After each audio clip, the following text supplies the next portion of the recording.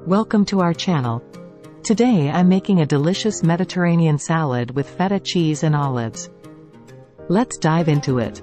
First, chop up some fresh cucumbers, tomatoes, red onions, and bell peppers. Please choose from a variety of fresh and colorful bell peppers. Slice bell peppers.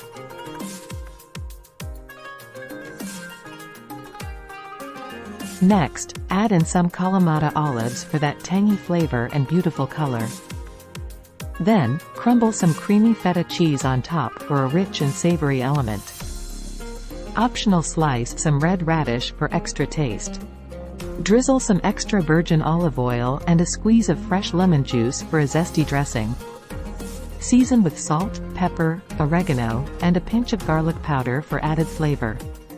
Toss everything together gently to ensure all the ingredients are well mixed. Serve the salad chilled, allowing the flavors to meld together for the perfect Mediterranean taste. Enjoy this refreshing and nutritious salad as a side dish or as a light meal on its own. Stay tuned for more delicious recipes, and don't forget to like and subscribe to our channel.